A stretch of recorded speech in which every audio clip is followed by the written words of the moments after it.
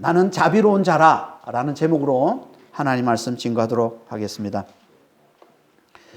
오늘은 십계명의 시행령인 이 언약서, 언약법전에 나오는 이제 법 중에 6번째 법으로 사회적으로 지켜야 할 여러 다양한 법들, 곧 도덕에 관한 법에 대해서 이제 살펴보려고 합니다. 도덕에 관한 법의 핵심은요, 사회의 약한 자들을 돌보는 겁니다. 16절, 17절 한번 보겠습니다. 사람이 약혼하지 아니한 처녀를 꾀어 동침하였으면 납폐금을 주고 아내로 삼을 것이요, 만일 처녀의 아버지가 딸을 그에게 주기를 거절하면 그는 처녀에게 납폐금으로 돈을 낼지니라. 고대는요, 결혼하지 않은 여자는 아버지의 재산 소유로 여겼다고 합니다. 이렇게 보면 이 말씀도 지난 시간에 우리가 살펴본 말씀 뭐였습니까? 타인의 재산에 해를 끼쳤을 경우에 어떻게 배상해야 될지, 배상에 관한 법에 대해서 우리가 살펴봤잖아요. 그러니까 거기에 해당하는 말씀으로 분류되기도 합니다. 그래서 어떤 신학자들은 이걸 이제 같은 위에 있는 말씀과 연결해서 이렇게 분류하기도 하는데요. 하지만 많은 신학자들은 그걸 다르게 봅니다. 이거는 도덕적인 문제, 곧 사회의 약한 자들을 돌보는 문제 를 하나님이 말씀하고 있는 것으로 이제 그렇게 보고 있습니다. 오늘 본문에서는 약혼하지 않은 처녀에 대해서만 말씀하지만 나중에 이 언약서, 이 언약법전을 좀 더 구체적으로 자세히 다시 말씀해 주고 있는 이 신명기에서는 약혼한 처녀에 대해서도 함께 자세히 말씀해 주고 있습니다. 성경에서 이 약혼은요, 오늘날에 우리가 생각하는 약혼하고는 좀 다릅니다. 성경에서 말하는 약혼은 법적으로 혼인관계에 해당하는 것으로 봅니다. 그래서 약혼자에게 범죄한 자는요, 극형에 처합니다. 신명기 22장 23절에서 29절에 한번 보겠습니다. 처녀인 여자가 남자와 약혼한 후에 어떤 남자가 그를 성읍 중에서 만나 동침하면 너희는 그들을 둘 다 성읍 문으로 끌어내고 그들을 돌로 쳐 죽일 것이니 그 처녀는 성 안에 있으면서도 소리 지르지 아니하였으며 그 남자는 그 이웃의 아내를 욕보였습니다.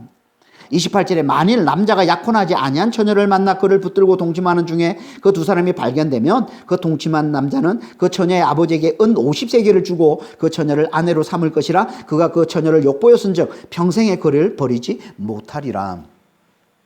그러니까 약혼한 처녀를 범한 자는 그 이웃의 아내를 욕보였기 때문에 돌로 쳐서 죽이라는 겁니다. 그러니까 성경에서 약혼은 이제 혼인관계로 봤던 겁니다. 하지만 약혼하지 않은 처녀는요, 달랐습니다. 그럴 경우엔 그녀 아버지에게 은 50세겔을 주고 아내로 삼아라 이렇게 얘기합니다. 그걸 오늘 본문에서는 납폐금이라고 얘기하는데, 납폐금은요, 결혼할 때 신랑이 신부 아버지에게 지불하는 돈을 얘기하는 거예요. 그러니까 이걸 보면 당시의 문화가 다른 일종의 아버지의 이제 소유로 여겼음을 이제 잘 보여주고 있는 거죠. 그게 이제 온 50세겔이라는 겁니다. 이건 이제 납폐금하고 이제 같은 금액이긴 하지만, 여기서는 이제 벌금의 성격이 더 강합니다. 그래서, 이 남자가 이 돈, 이 어느 50세겔이면 금액이 큰 금액인데, 이걸 갚지를 못하면 이걸 갚기 위해서 어떻게 했냐면 대리사회로 들어갔던 겁니다. 대리사회로 들어가서 이 돈을 갚을 때까지 이제 그렇게 지냈다고 합니다. 이렇게 남자가 약혼하지 않은 처녀를 범하면 그 돈을 신부 아버지에게 지불을 하고 그 처녀를 자기 아내로 삼아야 한다는 거죠.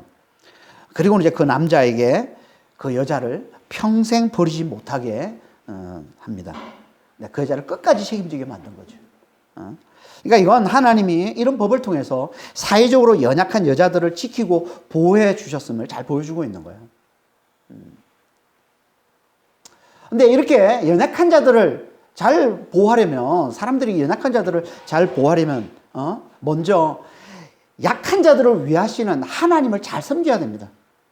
그래서 이 약한 자들을 보호하는 법을 이제 본격적으로 말씀하기 전에 먼저 이제 극형에 해당하는 세 가지 죄를 이제 말씀하는데, 이게 다 하나님을 제대로 섬기지 않고 하나님을 대적하는 우상 숭배의 범죄들인 거예요. 그걸 말씀하고 있는 게 18절에서 20절 말씀입니다. 한번 보겠습니다. 너는 무당을 살려두지 말라.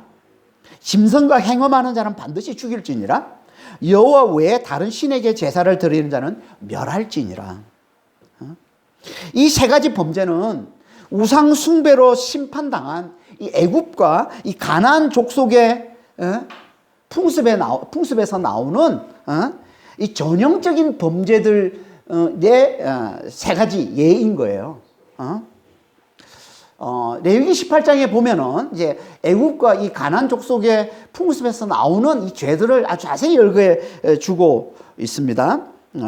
그 중에 몇 가지를 보면 레위기 18장 3절, 21절, 23절입니다. 너희는 너희가 거주하던 애굽 땅의 풍속을 따르지 말며 내가 너희를 인도할 가나안 땅의 풍습과 규례도 행하지 말고 21절에 너는 결단코 자녀를 몰렉에게 주어 불로 통과하게 함으로 너희 하나님의 이름을 욕되게 하지 말라. 나는 여호와니라. 23절에 너는 짐승과 교합하여 자기를 더럽히지 말며 여자는 짐승 앞에서 그것과 교접하지 말라. 이는 문란한 일이라. 레위기 19장 31절에 너희는 신접한 자와 박수를 믿지 말라. 그들을 추종하여 스스로 더럽히지 말라. 나는 너희 하나님 여호와이니라. 그러니까 하나님은 애굽과 가나안 족속의 풍속을 따르지 말라고 말씀하고는 그들이 행하는 이제 범죄들을 아주 자세히 이제 말씀해 주고 있는데 그 중에 이제 세 가지 범죄가 오늘 본문에 나오는 이 세 가지인 거예요. 첫째가 뭡니까? 무당을 살려주지 말라. 무당은요, 마법을 행하는 자를 말하는 겁니다. 이 마법이라는 말은 성경에서 이제 말하는 이 마법은요, 하나님께 속한 능력, 그러니까 하나님의 능력을 이 거짓 술수를 써서 나타내는 모든 행위를 말하는 거예요. 그걸 한마디로 마법이라고 하는 거예요. 마법이란 말은 그러니까 하나님의 능력을 흉내내는, 거짓 술수를 써서 그걸 흉내내는 모든 행위, 이걸 이제 마법이라고 그러는데, 이 마법을 행하는 대표적인 사람들을 여기서는 무당이라고 얘기했지만 이걸 또 다른 말로 하면 신접한 자와 박수라는 거예요. 그래서 조금 전에 읽었던 레위기 19장 31절에 신접한 자와 박수를 믿지 말라 이렇게 얘기를 하는 거죠. 신접한 자와 박수. 신접한 자라는 건 말 그대로 신을 접하는 자, 죽은 자의 영혼을 불러내는 자를 말하는 거예요. 죽은 자의 영을 불러내는 자. 그리고 박수는 그 죽은 자의 영의 말을 듣고 전하는 자. 이게 박수예요. 그러니까 신접한 자와 박수는 같은 거예요. 그러니까 신접한 자는 여성형으로 쓰고 이 박수는 이제 남성형으로 써서 둘을 같이 이제 자주 같이 이렇게 병행해서 쓰고 있는데 같은 의미로 보시면 됩니다. 그러니까 신접한 자와 박수, 무당, 신접한 자와 박수는 뭐라는 거예요? 이 악한 영인 이 죽은 자의 영으로부터 특별한 지식을 구하는 거죠. 그렇잖아요. 우리가 무당, 이게 다 제가 그 죽은 자의 영을 불러내서 그의 말을 듣는 거거든요. 이렇게 악한 영의 말을 듣는 거잖아요. 그래서 애군을 쫓아내고 어떻게 하면 애군이 떠나간다 이렇게 가르침을 받잖아요. 죽은 자의 영을 그래서 빙의해가지고 빙의해서 다 똑같은 거예요. 죽은 자의 영을 불러내고 그의 말을 듣고 그래서 문제를 해결하려고 하는 건 이게 다 여기에 속하는 겁니다. 그러니까 뭐예요? 하나님을 대적하는 거죠. 하나님의 뜻을 왜곡하는 거죠. 하나님 백성들을 미혹해서 범죄케 하는 자들인 거잖아요. 당연히 이들을 하나님 용납할 수가 없는 거죠. 그래서 반드시 죽여라 그러는 거예요. 반드시 죽여라. 둘째는 짐승과 행음하는 자들, 이들도 반드시 죽이라고 얘기합니다.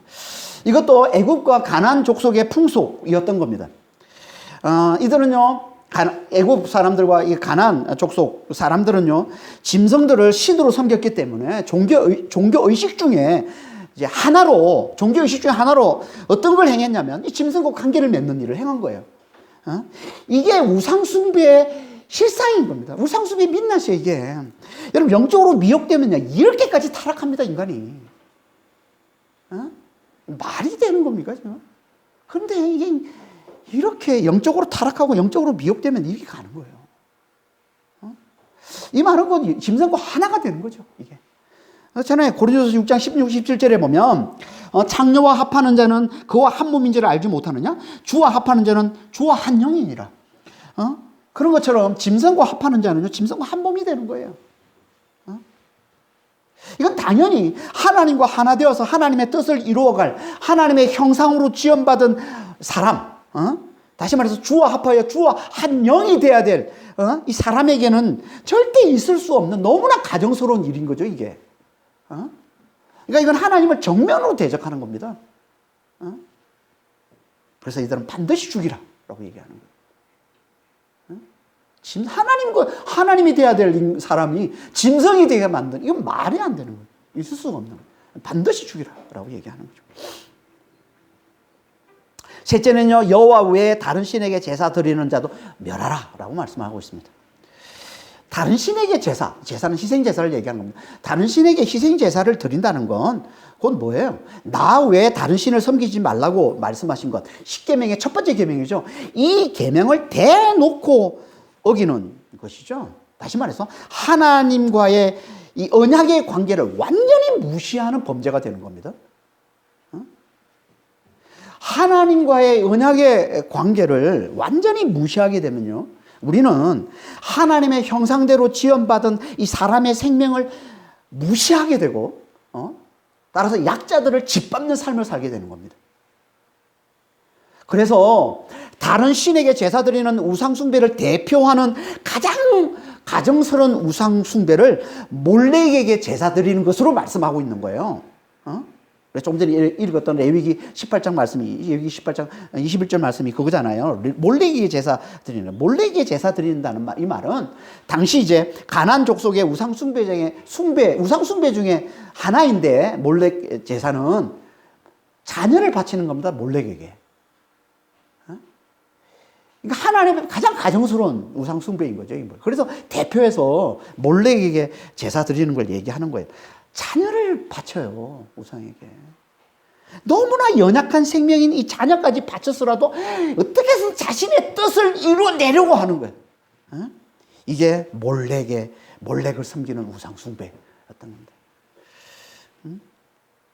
그러니까 하나님과의 관계를 완전히 무시하면 이렇게까지 타락하게 되는 거예요, 우리는.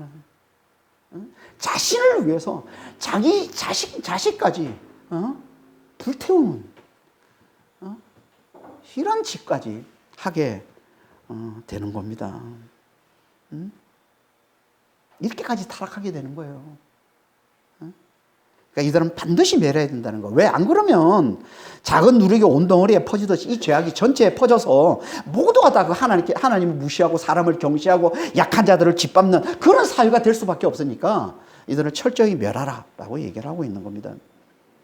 그러니까 우리는 하나님을 제대로 섬기지를 않으면 악한 영에 사로잡혀서 죽은 자의 영어의 말을 전하는 무당의 거짓에 놀아나게 되고, 짐승과 하나가 되고, 다른 신에게 희생제사를 드리는, 자식을 갖다 바치는 그런 짓을 하면서 결국은 사람의 생명을 경시하고 사회의 약한 자들을 짓밟는 그런 삶을 살 수밖에 없는 거예요. 그런 사회가 될 수밖에 없다는 겁니다.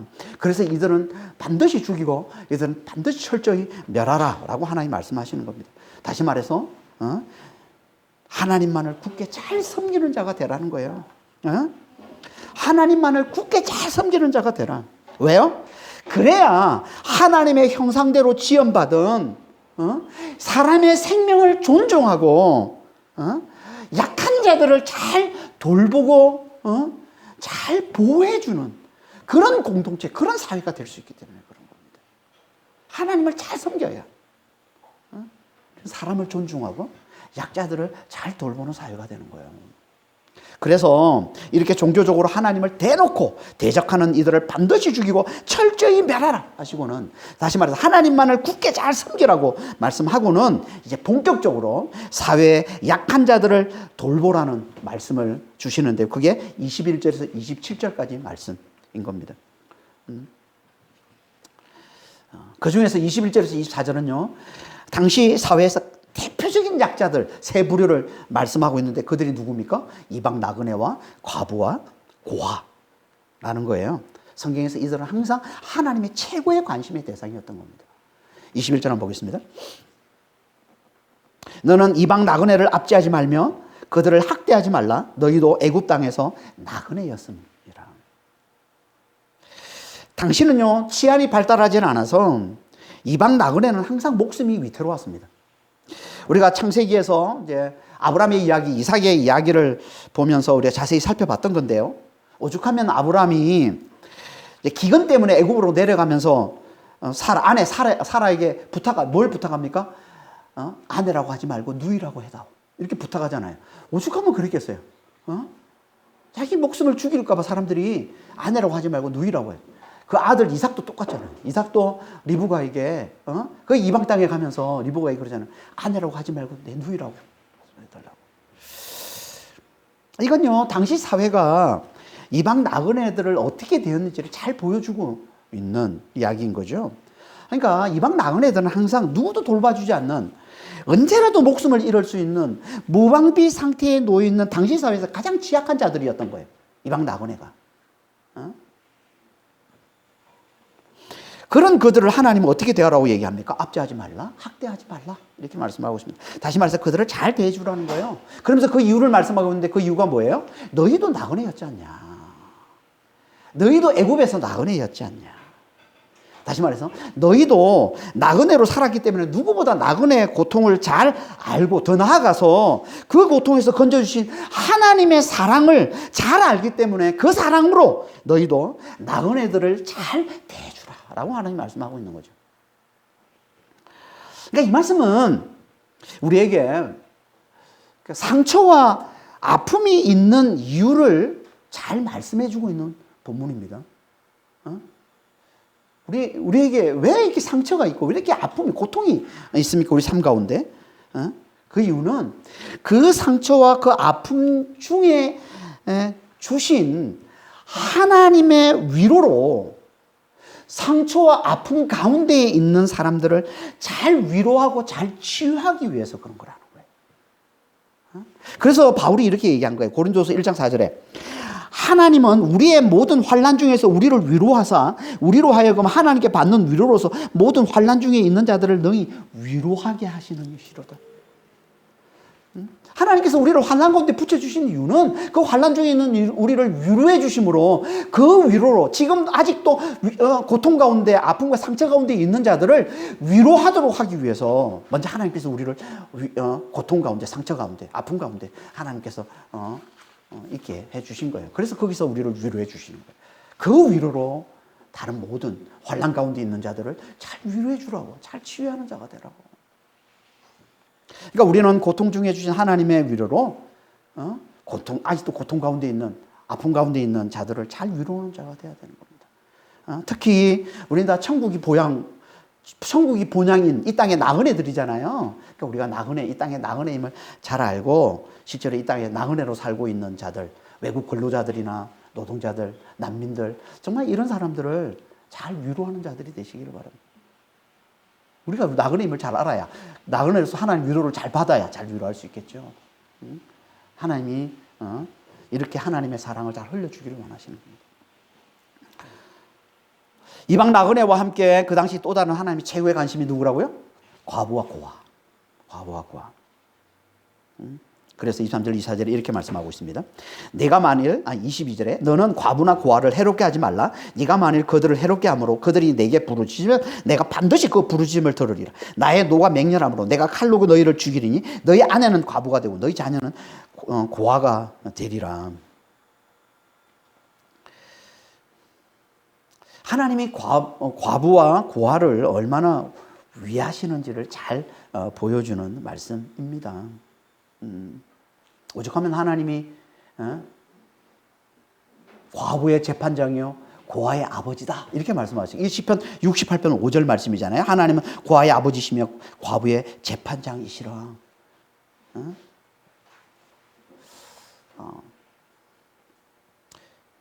하나님은요 과부와 고아를 학대하는 걸 하나님은 가장 아파하시면서 반드시 그들이 부르짖을 때 내가 반드시 그 학대하는 자들을 심판하겠다라고 얘기하고 있는 거죠. 하나님 왜 이렇게 과부와 고아를 이렇게까지 하나님이 왜 주시는 걸까요? 그건요 그들이 세상에서 가장 약한 자들이기 때문에 그렇습니다. 고아, 과부 세상에 가장 약한 자들이에요. 물론 요즘은 아니지만 옛날에는요 남편 없는 과부, 부모가 없는 자식은요 죽은 목숨과 같았어요. 일할 수도 없고요 먹고 살 수도 없어요.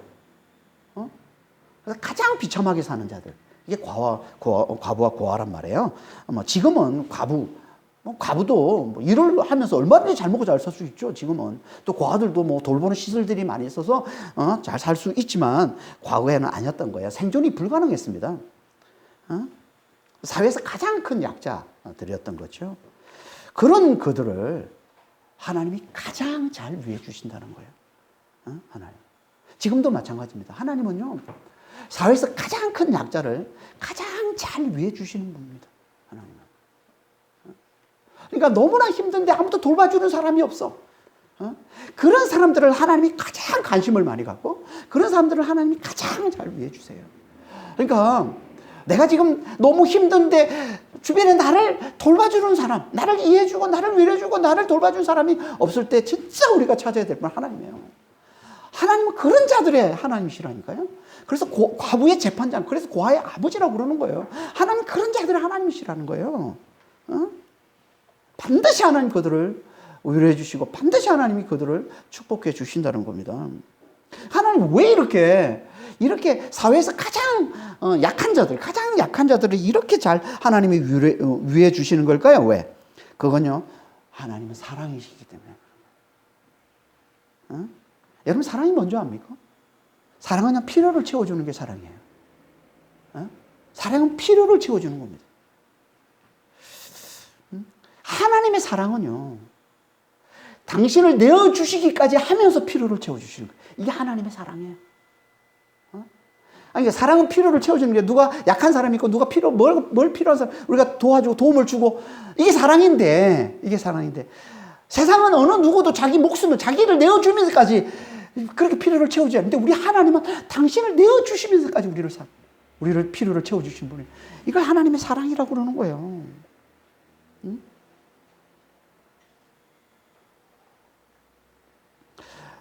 세상에서 가장 필요가 큰 자가 누구예요? 가장 약한 자들이죠. 그러니까 하나님께서 가장 약한 자들을 가장 위해 주시는 거예요. 그게 사랑이, 그건 당신의 속성인 거예요. 그거는 가장 약한 자들을 보면 하나님 사랑이신 그분은 사랑이시잖아요. 사랑이신 부분은 가만히 계실 수가 없어요. 어떻게든 그분이 그 필요를 채워 주셔야 되는 거예요. 당신을 주시기까지 하면서, 내어 주시기까지 하면서. 그러니까 우리도 그 하나님의 사랑을 잘 알고 이 사랑을 잘 흘려주기를 원하는 거예요. 그래서 과부를 보면 제발 학대하지 말고, 그들을 학대하지 말고, 그들을 잘 돌봐주라는 거예요. 그들을 잘 위해 주라는 거예요. 이게 하나님의 백성이라고 얘기를 하고 있는 겁니다. 그리고 또 다른 사회 약자를 말씀하고 있는데, 그들이 가난한 자들이라는 겁니다. 가난한 자들. 하나님은 그들을 돌보셔요. 그걸 말씀하고 있는 게 25절에서 27절 말씀입니다. 네가 만일 너와 함께한 내 백성 중에서 가난한 자에게 돈을 구워주면 너는 그에게 채권자같이 하지 말며 이자를 받지 말 것이며, 네가 만일 이웃의 옷을 전당 잡거든 해가 지기 전에 그에게 돌려보내라. 그것이 유일한 옷이라. 그것이 그의 알몸을 가릴 옷인즉 그가 무엇을 입고 자겠느냐. 그가 내게 부르짖으면 내가 들으리니 나는 자비로운 자임이니라. 여기서는 가난한 자들을 학대하지 말라라고 말씀을 하고 있습니다. 그리고 그러면서 그 학대를 두 가지로 말씀하고 있는데, 하나는 내 백성 중에 가난한 자에게 돈을 구워주면 그에게 채권자같이 구지 말고 이자를 받지 말라, 이렇게 얘기합니다. 다시 말해서 가난한 자에게 채권자처럼 빚을 독촉하거나 이자를 받으려고 하면 그게 뭐예요? 가난한 자들을 학대하는 거라는 거예요, 하나님 앞에. 그리고 또 하나는 이웃에게 몸을 가릴 유일한 옷을 담보로 잡았으면 해지기 전에 그 옷을 돌려줘야지. 그렇지 않으면 그게 학대라는 거예요. 가난한 자에게는 그게 학대라는 거예요. 그러니까 이 말은 곧 이웃의 궁핍보다 자신의 경제적 이익을 더 우선하면 이게 가난한 자들에 대한 학대라고 하나님이 말씀하고 있는 겁니다. 그러면 하나님이 뭐라고 그래요? 그들이 부르짖을 때 내가 듣겠다. 과부와 고아가 부르짖을 때 하나님이 그걸 듣고서 그들을 학대하는 자들을 하나님께 칼로 심판해서 그들의 아내는 과부로 만들어버리고 그들의 자녀는 고아를 만들어버린다고 하나님이 말씀하시는데, 그와 똑같이 이 가난한 자들도 학대하는 자들 하나님께서 그들이 부르짖을 때 듣고서 그들을 심판하겠다라고 말씀을 하고 있는 거죠. 그러면서 왜 하나님께서 이 약한 자들, 이 가난한 자들, 이 과부와 고아가 부르짖을 때 왜 듣는지를 그 이유를 말씀해 주고 있는데 그 이유가 뭐라고요? 하나님이 자비로운 자이시기 때문에 그렇다는 거예요. 나는 자비로운 자입니다. 여기 자비라는 이 말은요, 원래 이게 하난이라는 단어, 히브리어 하난이라는 동사에서 나온 형용사 한눈인데, 한눈. 원래는 구부리다, 몸을 굽히다 이런 뜻이에요. 이 뜻이 발전해서 아랫사람에게 호의를 베풀다, 은혜를 베풀다, 긍휼히 여기다 라는 뜻이 된 게 이게 자비라는 단어입니다. 그러니까 이 말은 약한 자를 보면, 아랫사람이죠. 약한 자를 보면 그를 불쌍히 여겨서 그의 필요를 채워주고자 하는 마음을 갖게 되는 거, 이게 자비예요. 이게. 그래서 이게 자비라는 뜻으로도 번역이 되고 또 은혜라는 뜻으로 번역이 됩니다. 이 한눈이라는 이 단어가. 이게 자비, 이게 은혜라는 뜻이고요. 이와 또 비슷한 의미의 단어가 또 있는데 이게 하룸이라는 단어인데, 이거는 이제 하람이라는 단어, 이것도 똑같이 긍휼을 베풀다, 또 자비를 베풀다라는 뜻이에요, 이 단어. 그 원래의 의미는 좀 다르지만, 태아라는 뜻에서 나온 거지만 원래 이 단어가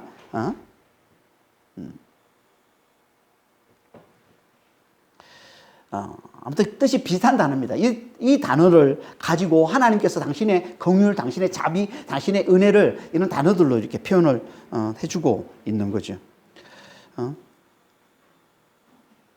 그리고 여기서 나온 이렇게 약한 자들을 보고 그를 불쌍히 여겨서 그의 필요를 채우자는 마음을 갖게 되는 게, 이게 자비라면,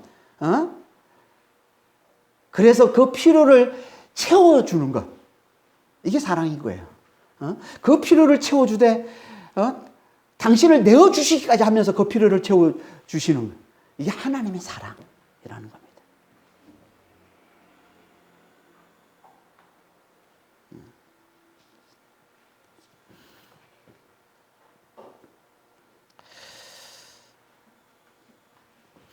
그러니까 이 말씀은 나는 자비로운 자다라고 말씀하고 있는 이 말씀은 하나님이 약한 자들을 위하시는 이유를 잘 말씀해 주고 있는 거예요. 하나님이 왜 약한 자들을 위하시죠? 그건요, 그분이 자비로우시고 사랑이 많으신 분이기 때문에 그래요. 다시 말해서 악한 자들을 보면 가만히 있지를 못하고 그들을 불쌍히 여겨 은혜를 베풀어야만, 그들의 필요를 채워줘야만 직성이 풀리는 이 자비와 사랑이 많으신 분이기 때문에 그런 거라는 거예요. 이게 하나님의 가장 기본적인 속성, 다시 말해서 하나님의 하나님 되심의 핵심인 겁니다.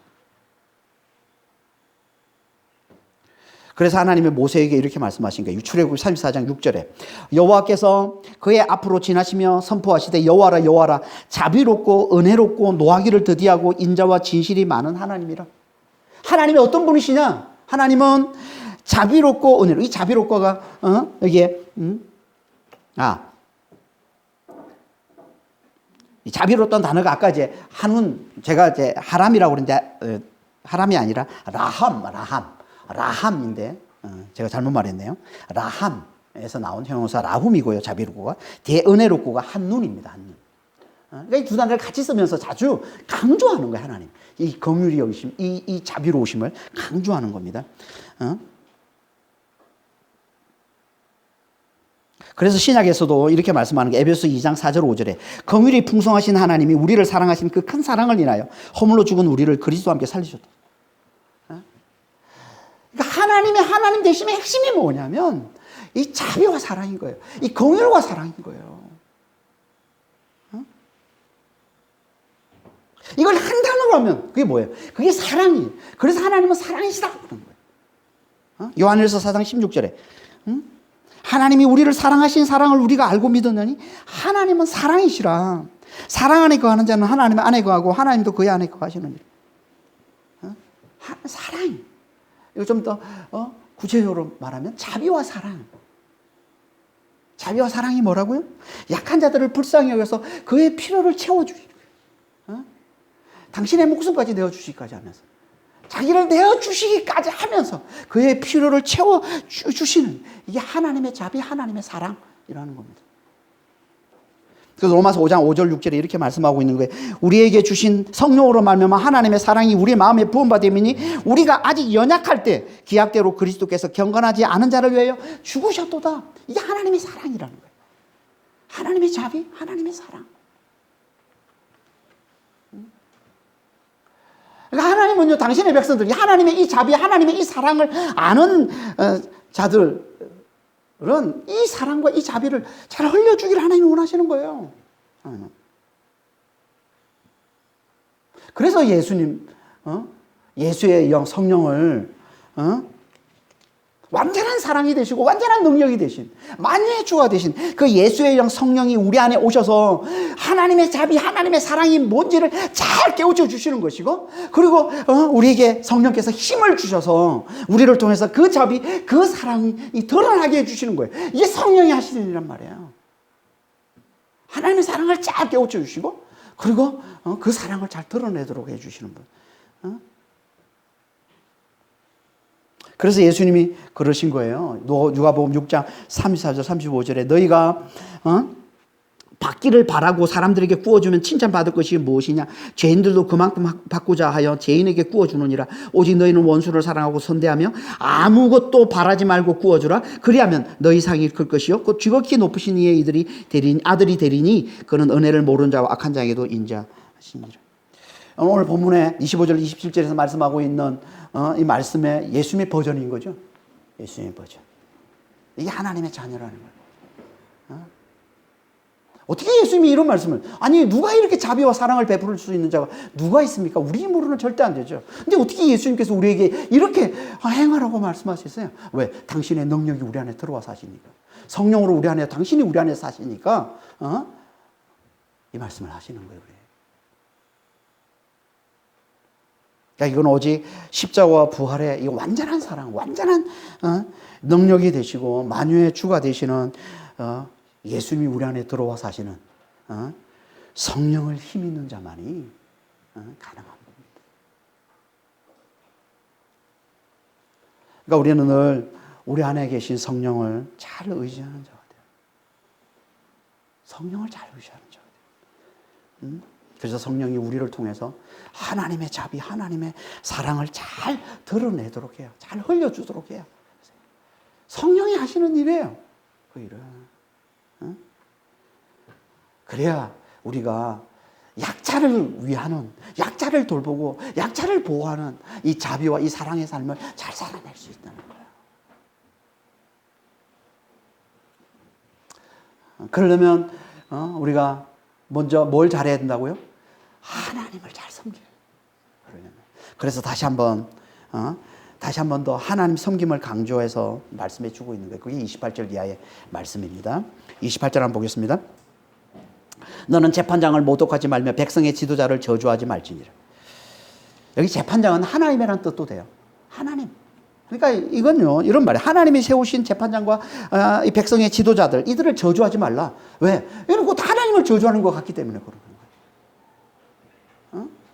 하나님이 세운 지도자들을 저주하는 건 하나님을 저주하는 것 같기 때문에 절대 이들을 저주하지 말라라고 하는 거예요. 대신 하나님을 잘 섬기는 자가 되라는 거죠. 하나님을 잘 섬기죠. 어떻게 해야 하나님을 잘 섬기는 겁니까? 하나님의 것을 하나님께 잘 돌려드리는 자. 하나님의 것을 잘 알아보고 그걸 하나님께 잘 돌려드리는 거, 이게 하나님을 잘 섬기는 거라는 거예요. 그래서 29절에 이렇게 말씀하고 있는 겁니다. 너는 네가 추수한 것과 네가 짜낸 접을 바치기를 더디하지 말지니 내 처음 난 아들들을 내게 줄지며.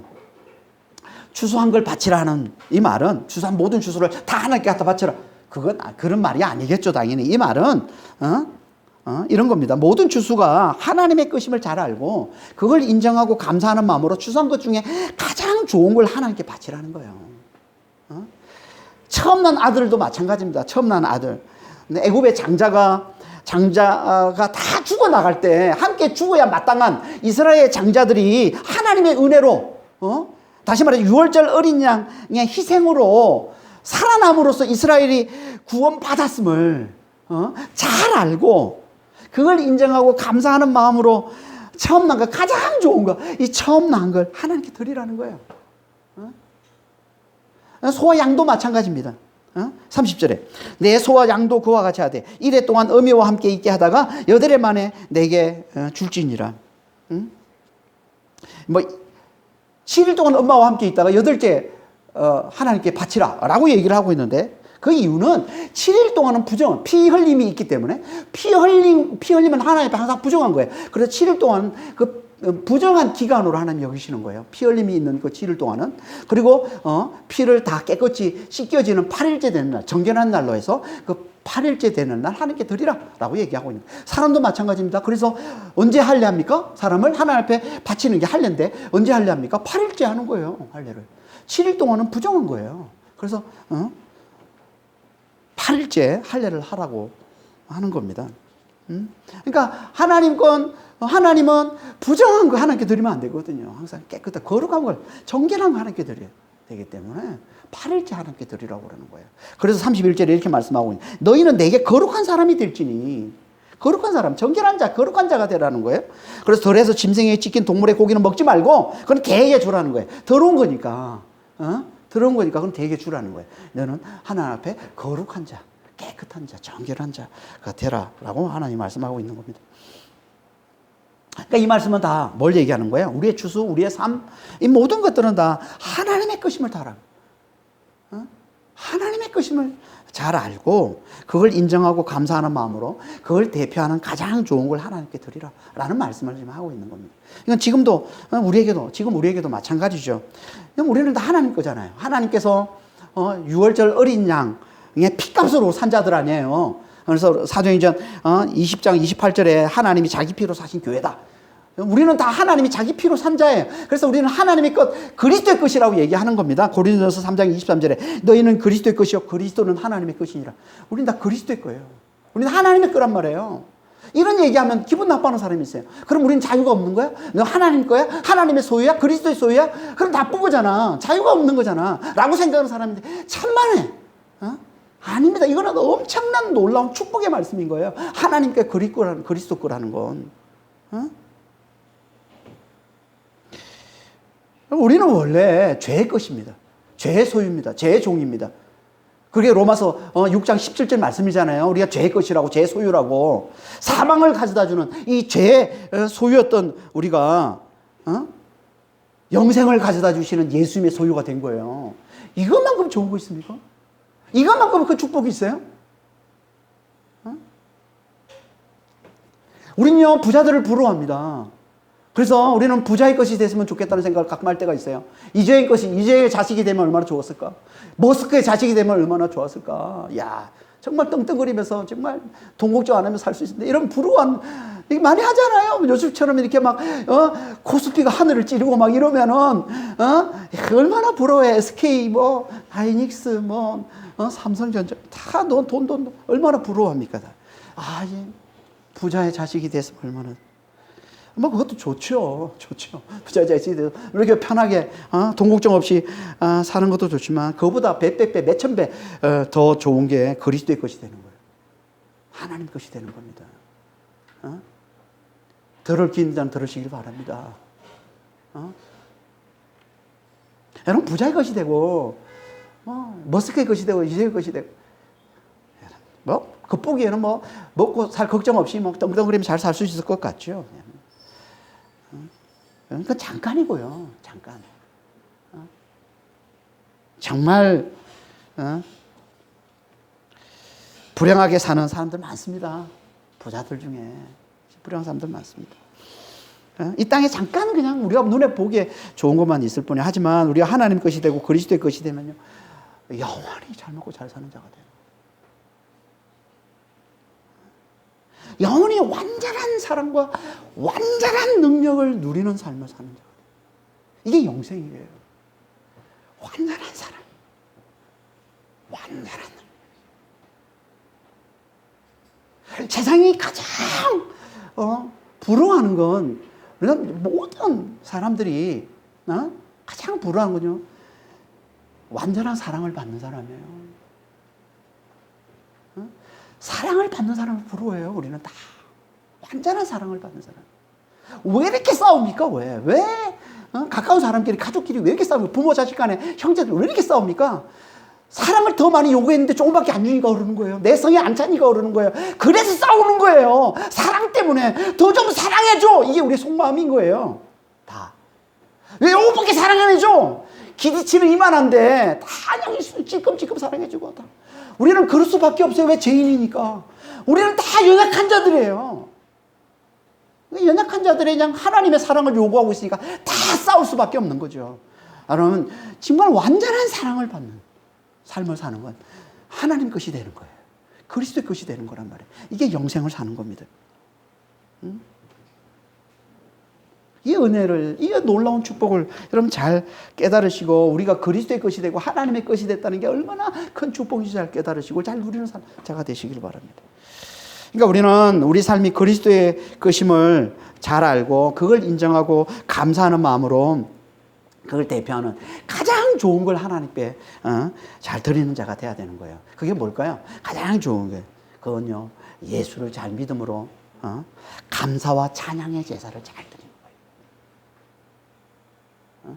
하나님 가장 좋은 게, 하나님이 가장 좋게 받으시는 게 뭘까요? 우리가 예수 잘 믿고 늘 감사와 찬양의 제사를 하나님 앞에 잘 올려드리는 거예요.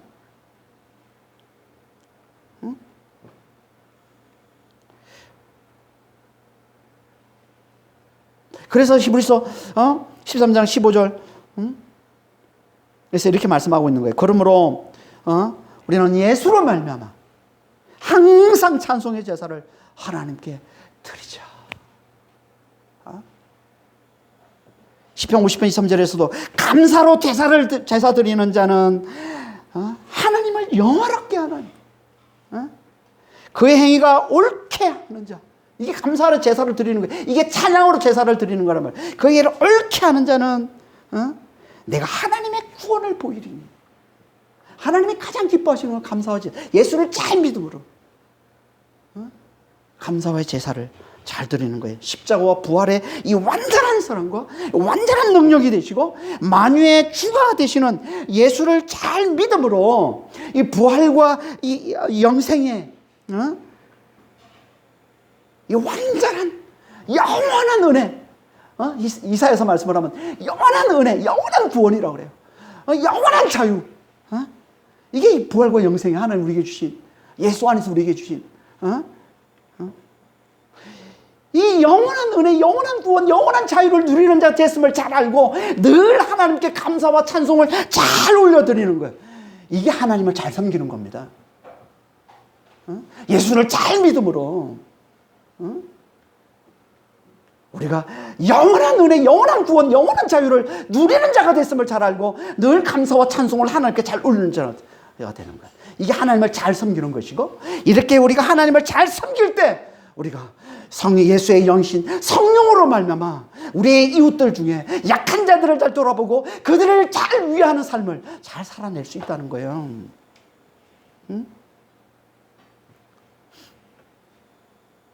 그러니까 우리는 하나님을 잘 섬겨야 우리 이웃을 잘 섬길 수 있습니다.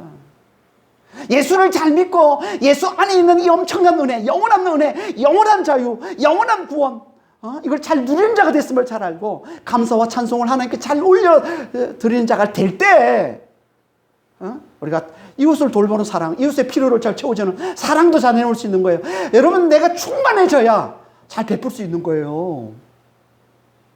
내가 넉넉해야 잘 베푸는 자가 되는 거예요. 내가 가진 게 아무것도 없는데, 내가 맨날 억지로 살고 있는데 뭘 어떻게 우리가 이웃을, 연약한 자들을 돌아보고 그들을 위하는 삶을 삽니까? 하나님, 우리가 먼저 하나님을 잘 섬기는지, 예수 안에서 하나님 우리에게 주신 이 엄청난 은혜, 영원한 구원, 영원한 자유 잘 누리는 자가 됐음을 알고 감사와 찬송을 잘 올려드리고 거기서 나오는 그 여유에서, 그 충만함에서 나오는 사랑으로 이웃을 잘 섬기는 자가 될 때 우리 하나님께서 우리를 진짜 지극히 큰 자의 아들로, 하나님의 자녀, 하나님의 아들로 여기시고 우리의 삶을 더욱더 축복해 주시는 겁니다. 그런 믿음의 성도들이 다 되시길 예수님으로 축원합니다. 기도하겠습니다. 하나님 아버지, 우리의 삶이 하나님의 것임을 잘 알고 우리의 삶에서 가장 좋은 것을 하나님께 잘 드리는 삶을 잘 살게 주님 도와주시옵소서. 정말 예수를 잘 믿고 정말 예수 안에서 우리가 영원한 구원, 영원한 자유, 영원한 은혜를 누리는 자가 되었음을 잘 알고 늘 감사와 찬송을 하나님 앞에 잘 올려드리는 자가 되게 하시고, 거기서 나오는 아버지 하나님 그 넉넉함, 그 자유로움에서 아버지 하나님 정말 우리 이웃들을, 연약한 자들을 잘 돌아보고 그들의 필요를 잘 채워주는 이 자비와 사랑의 삶을 잘 사는 그런 믿음의 사람들이 다 될 수 있도록 주여 저희를 축복해 주시고 저는 인도하여 주시옵소서. 감사하며 우리 주 예수 그리스도로 기도합니다.